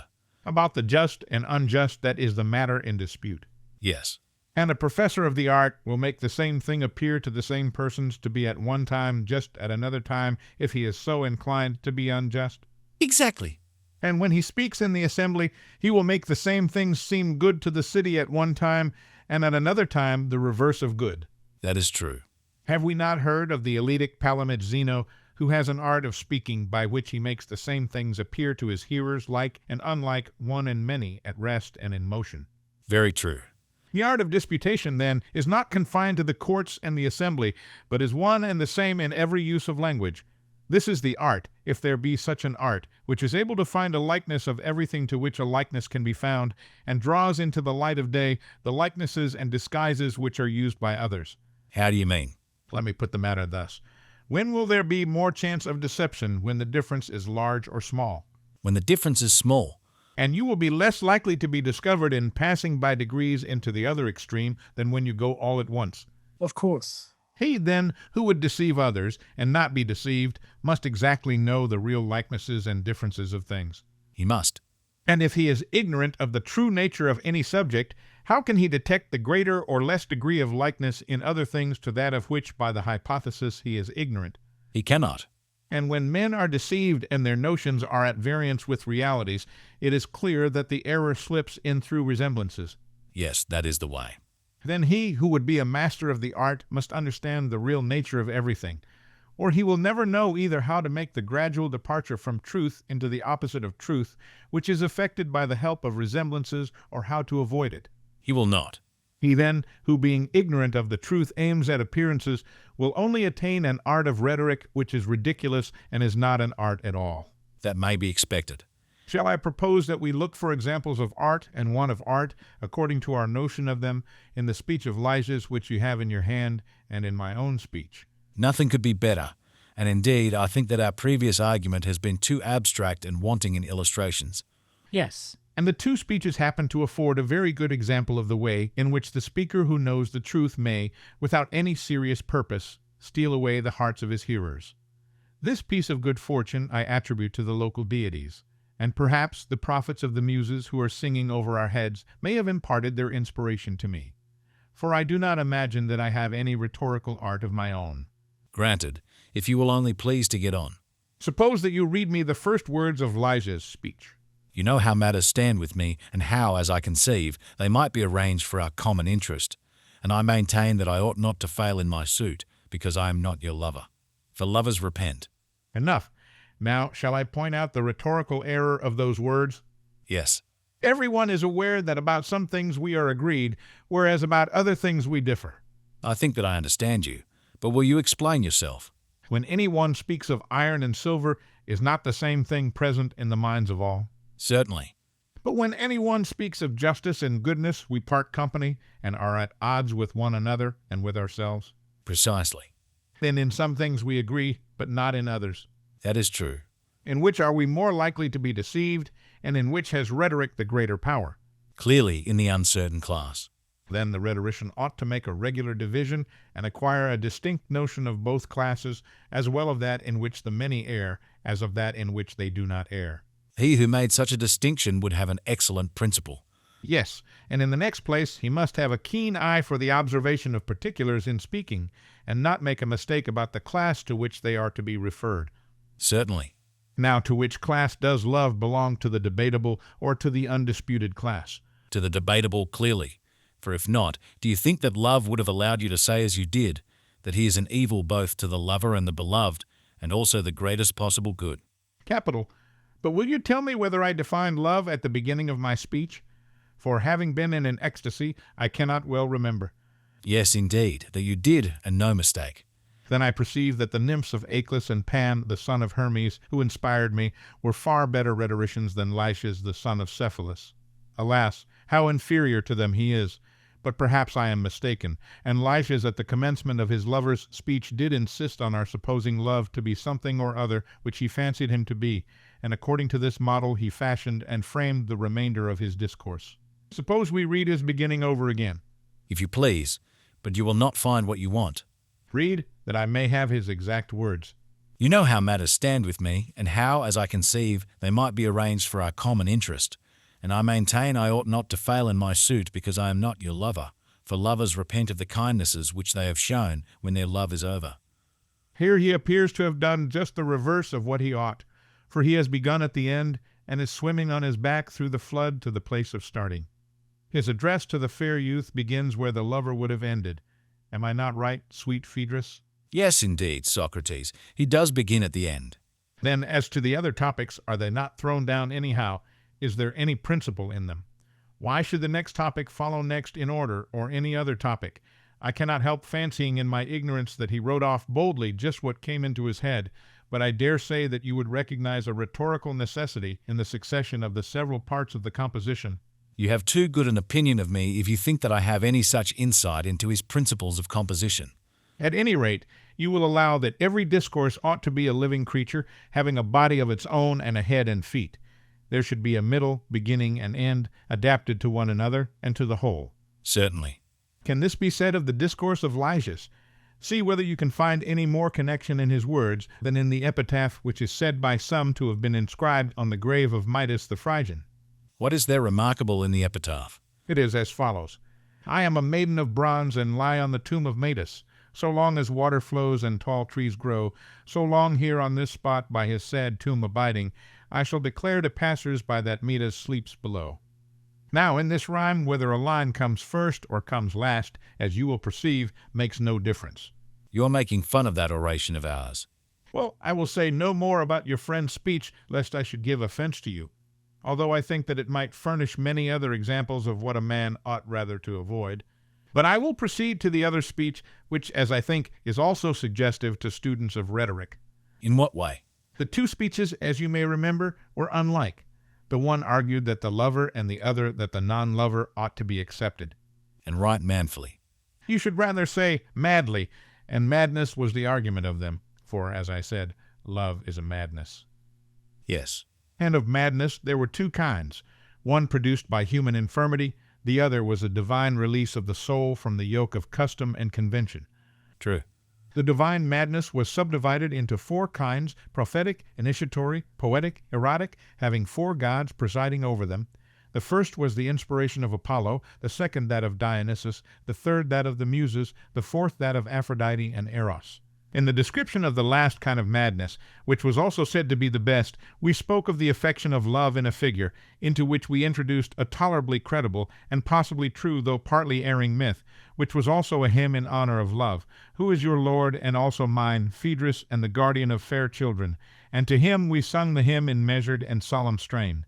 I know that I had great pleasure in listening to you. Let us take this instance and note how the transition was made from blame to praise.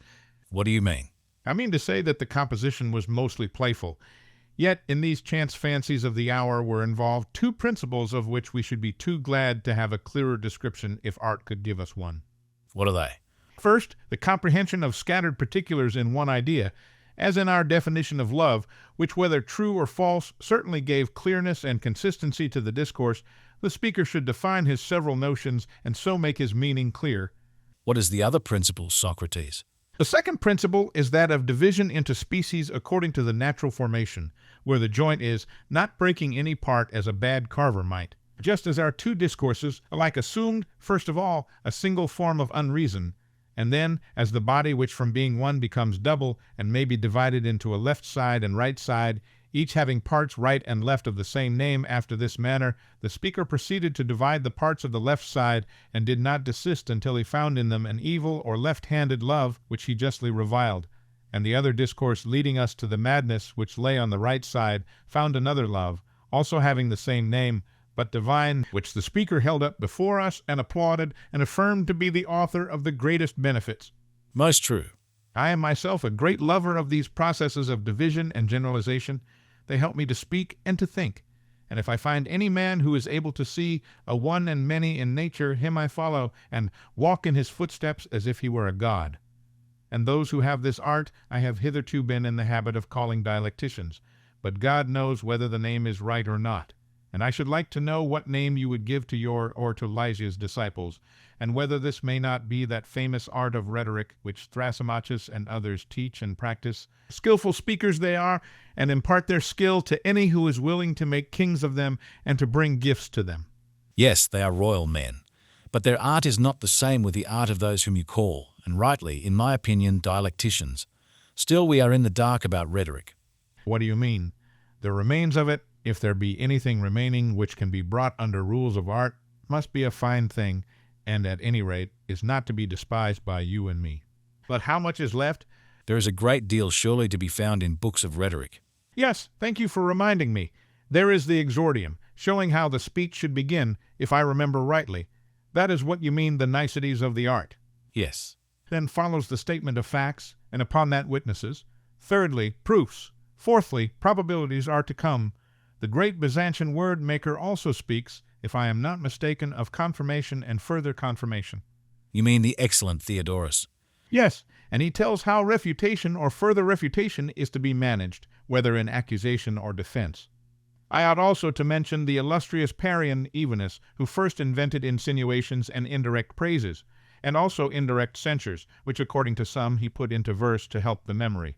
But shall I to dumb forgetfulness consign Titius and Gorgias, who are not ignorant that probability is superior to truth, and who by force of argument make the little appear great, and the great little, disguise the new in old fashions, and the old in new fashions, and have discovered forms for everything, either short or going on to infinity.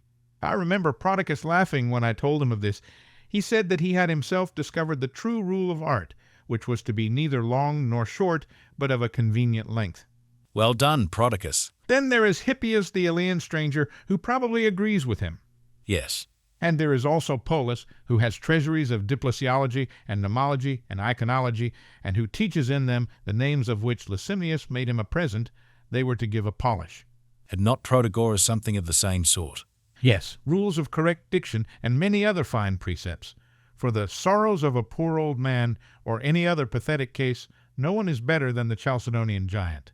He can put a whole company of people into a passion and out of one again by his mighty magic, and is first rate at inventing or disposing of any sort of calumny on any grounds or none.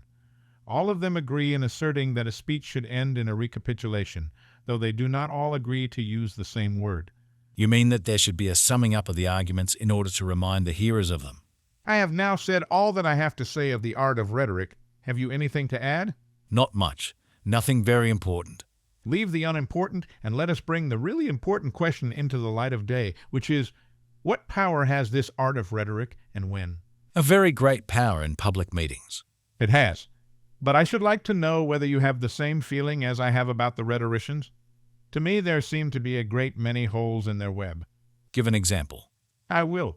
Suppose a person to come to your friend Eryximachus, or to his father Acumenus, and to say to him, I know how to apply drugs which shall have either a heating or a cooling effect, and I can give a vomit and also a purge, and all that sort of thing. And knowing all this as I do, I claim to be a physician, and to make physicians by imparting this knowledge to others. What do you suppose that they would say? They would be sure to ask him whether he knew to whom he would give his medicines, and when, and how much. And suppose that he were to reply, No, I know nothing of all that. I expect the patient who consults me to be able to do these things for himself. They would say in reply that he is a madman or a pedant who fancies that he is a physician because he has read something in a book or has stumbled on a prescription or two, although he has no real understanding of the art of medicine. And suppose a person were to come to Sophocles or Euripides and say that he knows how to make a very long speech about a small matter, and a short speech about a great matter, and also a sorrowful speech, or a terrible or threatening speech, or any other kind of speech, and in teaching this fancies that he is teaching the art of tragedy. They too would surely laugh at him if he fancies that tragedy is anything but the arranging of these elements in a manner which will be suitable to one another and to the whole. But I do not suppose that they would be rude or abusive to him. Would they not treat him as a musician, a man who thinks that he is a harmonist because he knows how to pitch the highest and lowest note?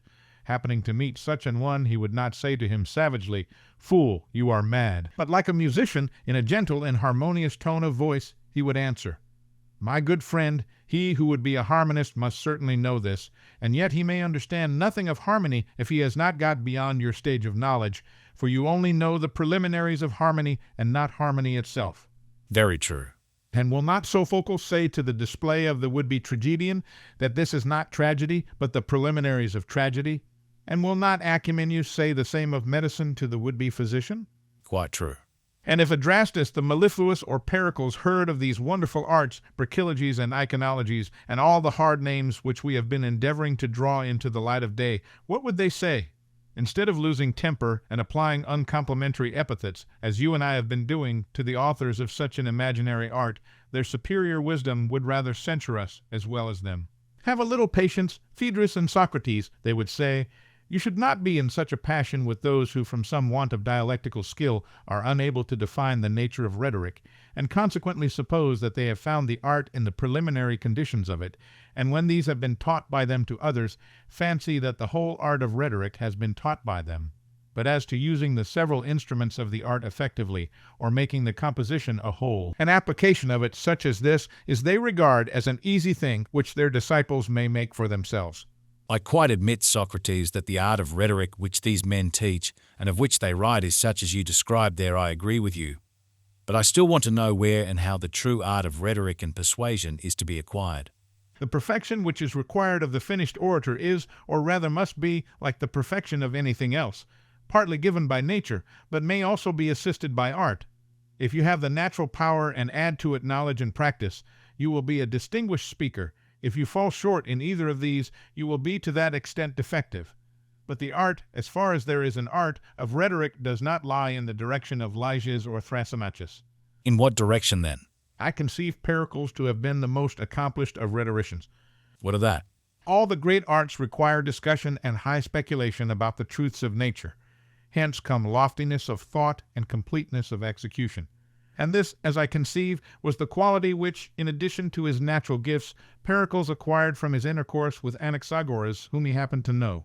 He was thus imbued with the higher philosophy, and attained the knowledge of mind and the negative of mind, which were favorite themes of Anaxagoras, and applied what suited his purpose to the art of speaking. Explain. Rhetoric is like medicine. How so?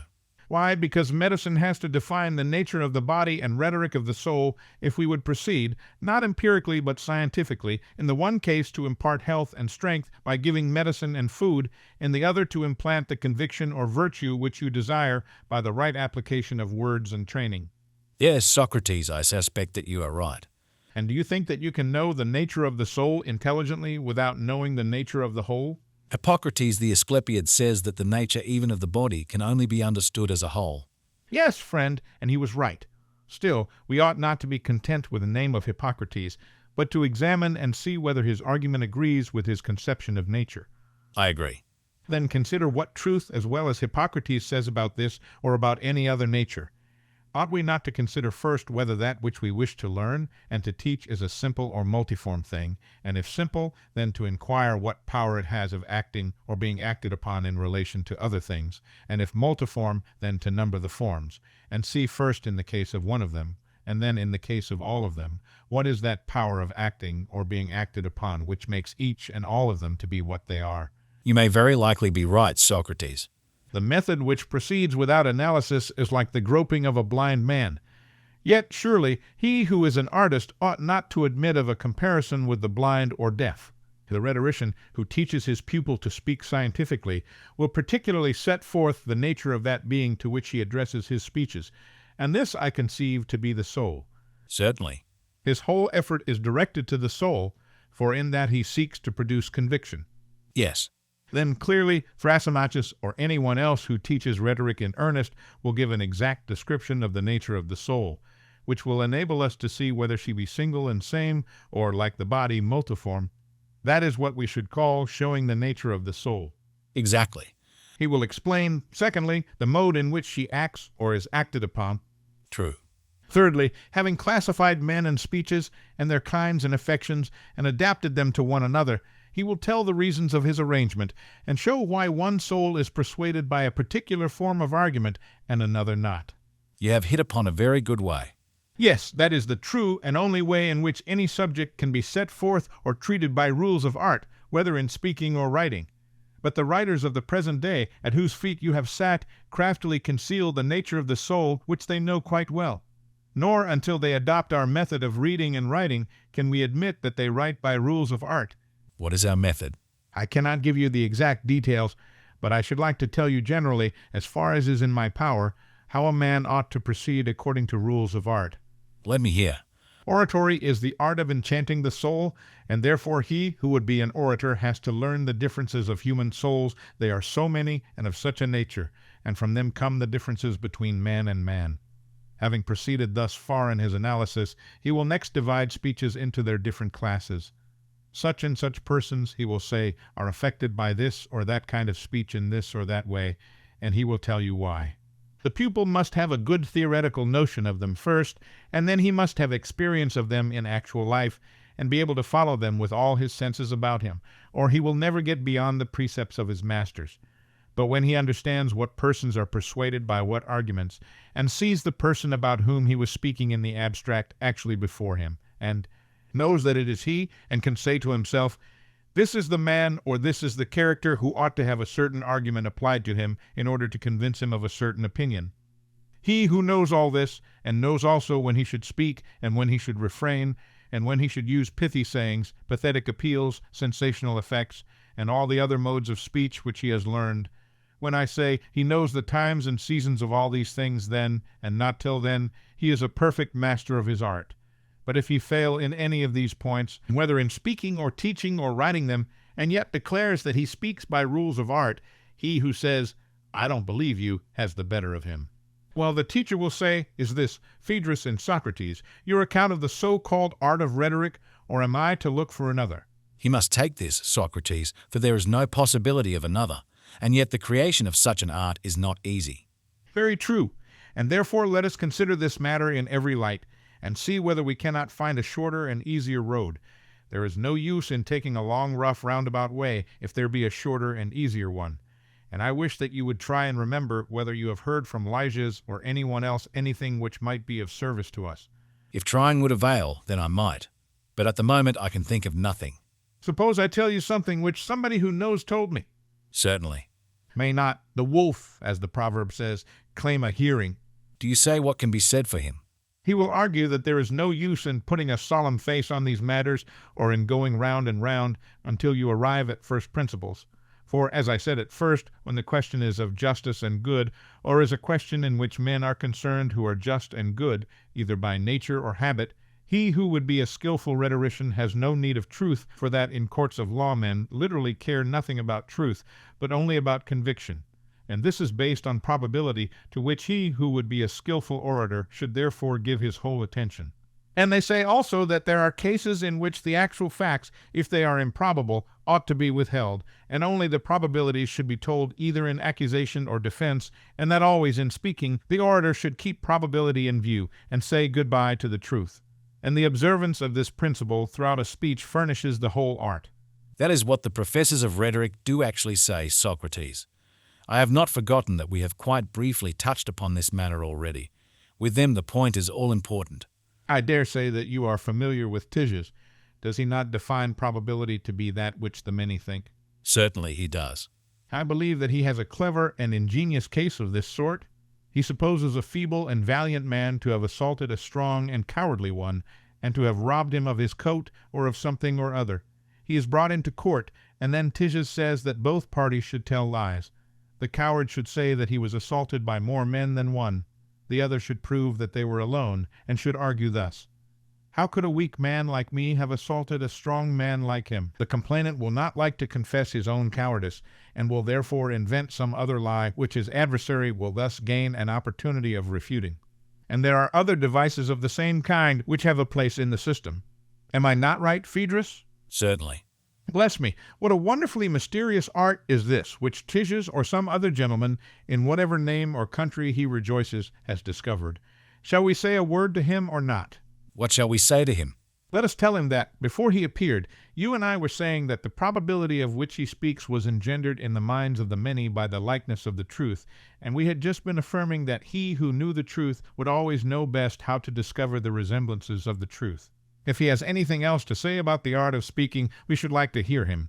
But if not, we are satisfied with our own view, that unless a man estimates the various characters of his hearers, and is able to divide all things into classes, and to comprehend them under single ideas, he will never be a skillful rhetorician, even within the limits of human power. And this skill he will not attain without a great deal of trouble, which a good man ought to undergo, not for the sake of speaking and acting before men, but in order that he may be able to say what is acceptable to God, and always to act acceptably to him as far as in him lies. For there is a saying of wiser men than ourselves, that a man of sense should not try to please his fellow servants, at least this should not be his first object, but his good and noble masters. And therefore, if the way is long and circuitous, marvel not at this. For where the end is great, there we may take the longer road, but not for lesser ends such as yours. Truly, the argument may say, Titius, that if you do not mind going so far, rhetoric has a fair beginning here. I think, Socrates, that this is admirable, if only practicable. But even to fail in an honorable object is honorable. True. Enough appears to have been said by us of a true and false art of speaking. Certainly. But there is something yet to be said of propriety and impropriety of writing. Yes. Do you know how you can speak or act about rhetoric in a manner which will be acceptable to God? No, indeed. Do you? I have heard a tradition of the ancients, whether true or not they only know. Although if we had found the truth ourselves, do you think that we should care much about the opinions of men? Your question needs no answer, but I wish that you would tell me what you say that you have heard. At the Egyptian city of Naucratis, there was a famous old god, whose name was Thuth. The bird which is called the ibis is sacred to him, and he was the inventor of many arts, such as arithmetic and calculation and geometry and astronomy and draughts and dice, but his great discovery was the use of letters. Now in those days the god Thamus was the king of the whole country of Egypt, and he dwelt in that great city of Upper Egypt, which the Hellenes call Egyptian Thebes, and the god himself is called by them Ammon. To him came Thuth and showed his inventions, desiring that the other Egyptians might be allowed to have the benefit of them. He enumerated them, and Thamus inquired about their several uses, and praised some of them and censured others, as he approved or disapproved of them. It would take a long time to repeat all that Thamus said to Thuth in praise or blame of the various arts. But when they came to letters, this, said Thuth, will make the Egyptians wiser and give them better memories. It is a specific both for the memory and for the wit. Thamus replied, O most ingenious Thuth, the parent or inventor of an art is not always the best judge of the utility or inutility of his own inventions to the users of them. And in this instance, you who are the father of letters, from a paternal love of your own children, have been led to attribute to them a quality which they cannot have. For this discovery of yours will create forgetfulness in the learners' souls, because they will not use their memories. They will trust to the external written characters and not remember of themselves. The specific which you have discovered is an aid not to memory, but to reminiscence, and you give your disciples not truth, but only the semblance of truth. They will be hearers of many things, and will have learned nothing. They will appear to be omniscient, and will generally know nothing. They will be tiresome company, having the show of wisdom without the reality. Yes, Socrates, you can easily invent tales of Egypt or of any other country. There was a tradition in the temple of Dodona that oaks first gave prophetic utterances. The men of old, unlike in their simplicity to young philosophy, deemed that if they heard the truth even from oak or rock, it was enough for them, whereas you seem to consider not whether a thing is or is not true, but who the speaker is and from what country the tale comes. I acknowledge the justice of your rebuke, and I think that the Theban is right in his view about letters. He would be a very simple person and quite a stranger to the oracles of Thamus or Ammon, who should leave in writing or receive in writing any art under the idea that the written word would be intelligible or certain, or who deemed that writing was at all better than knowledge and recollection of the same matters. That is most true. I cannot help feeling, Phaedrus, that writing is unfortunately like painting, for the creations of the painter have the attitude of life, and yet if you ask them a question they preserve a solemn silence, and the same may be said of speeches. You would imagine that they had intelligence, but if you want to know anything and put a question to one of them, the speaker always gives one unvarying answer. And when they have been once written down, they are tumbled about anywhere among those who may or may not understand them, and know not to whom they should reply, to whom not. And if they are maltreated or abused, they have no parent to protect them, and they cannot protect or defend themselves. That again is most true. Is there not another kind of word or speech far better than this, and having far greater power, a son of the same family, but lawfully begotten? Whom do you mean, and what is his origin? I mean an intelligent word graven in the soul of the learner, which can defend itself, and knows when to speak and when to be silent. You mean the living word of knowledge which has a soul, and of which the written word is properly no more than an image? Yes, of course that is what I mean. And now may I be allowed to ask you a question? Would a husbandman, who is a man of sense, take the seeds which he values and which he wishes to bear fruit, and in sober seriousness plant them during the heat of summer in some garden of Adonis, that he may rejoice when he sees them in 8 days appearing in beauty? At least he would do so, if at all, only for the sake of amusement and pastime. But when he is in earnest, he sows in fitting soil and practices husbandry, and is satisfied if in 8 months the seeds which he has sown arrive at perfection. Yes, Socrates, that will be his way when he is in earnest. He will do the other, as you say, only in play. And can we suppose that he who knows the just and good and honorable has less understanding than the husbandman about his own seeds? Certainly not. Then he will not seriously incline to write his thoughts in water with pen and ink, sowing words which can neither speak for themselves nor teach the truth adequately to others. No, that is not likely. No, that is not likely. In the garden of letters he will sow and plant, but only for the sake of recreation and amusement. He will write them down as memorials to be treasured against the forgetfulness of old age by himself or by any other old man who is treading the same path. He will rejoice in beholding their tender growth, and while others are refreshing their souls with banqueting and the like, this will be the pastime in which his days are spent. A pastime, Socrates, as noble as the other, is ignoble. The pastime of a man who can be amused by serious talk, and can discourse merrily about justice and the like.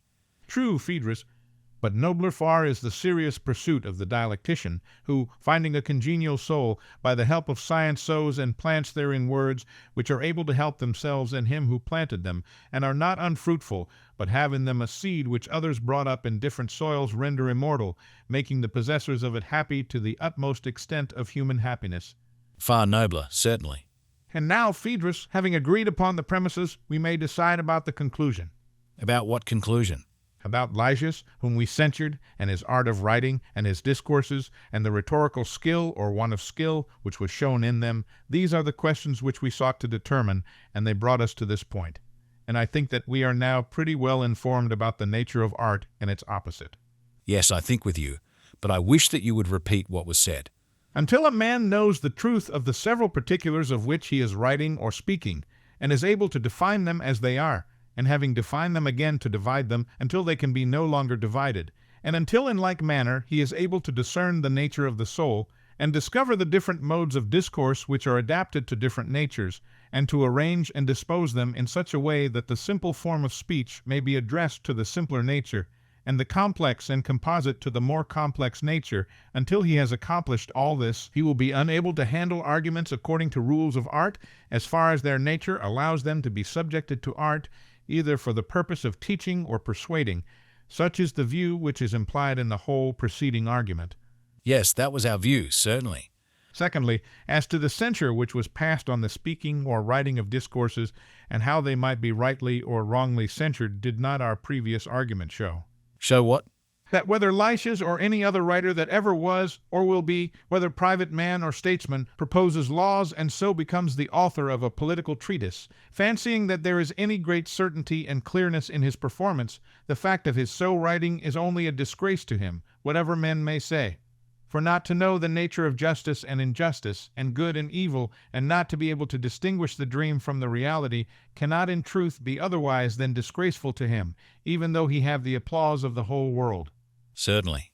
But he who thinks that in the written word there is necessarily much which is not serious, and that neither poetry nor prose, spoken or written, is of any great value, if, like the compositions of the rhapsodes, they are only recited in order to be believed, and not with any view to criticism or instruction, and who thinks that even the best of writings are but a reminiscence of what we know, and that only in principles of justice and goodness and nobility taught and communicated orally for the sake of instruction and graven in the soul, which is the true way of writing, is there clearness and perfection and seriousness, and that such principles are a man's own and his legitimate offspring, being, in the first place, the word which he finds in his own bosom; secondly, the brethren and descendants and relations of his idea, which have been duly implanted by him in the souls of others, and who cares for them and no others. This is the right sort of man, and you and I, Phaedrus, would pray that we may become like him. That is most assuredly my desire and prayer.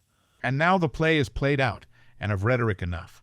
Go and tell Lysias that to the fountain and school of the nymphs we went down, and were bidden by them to convey a message to him, and to other composers of speeches, to Homer and other writers of poems, whether set to music or not, and to Solon and others who have composed writings in the form of political discourses which they would term laws. To all of them we are to say that if their compositions are based on knowledge of the truth, and they can defend or prove them when they are put to the test by spoken arguments, which leave their writings poor in comparison of them, then they are to be called not only poets, orators, legislators, but are worthy of a higher name befitting the serious pursuit of their life. What name would you assign to them? Wise, I may not call them, for that is a great name which belongs to God alone. Lovers of wisdom or philosophers is their modest and befitting title. Very suitable. And he who cannot rise above his own compilations and compositions, which he has been long patching and piecing, adding some and taking away some, may be justly called poet or speechmaker or lawmaker. Certainly. Now go and tell this to your companion. But there is also a friend of yours who ought not to be forgotten. Who is he? Socrates the Fair. What message will you send to him, and how shall we describe him? Socrates is still young, Phaedrus, but I am willing to hazard a prophecy concerning him. What would you prophesy? I think that he has a genius which soars above the orations of Lysias, and that his character is cast in a finer mold. My impression of him is that he will marvelously improve as he grows older, and that all former rhetoricians will be as children in comparison of him. And I believe that he will not be satisfied with rhetoric, but that there is in him a divine inspiration which will lead him to things higher still. For he has an element of philosophy in his nature. This is the message of the gods dwelling in this place, and which I will myself deliver to Socrates, who is my delight. And do you give the other to Lysias, who is yours? I will. And now as the heat is abated, let us depart. Should we not offer up a prayer first of all to the local deities? By all means. Beloved Pan, and all ye other gods who haunt this place, give me beauty in the inward soul, and may the outward and inward man be at one. May I reckon the wise to be the wealthy, and may I have such a quantity of gold as a temperate man, and he only can bear and carry. Anything more? The prayer, I think, is enough for me. Ask the same for me, for friends should have all things in common. Let us go.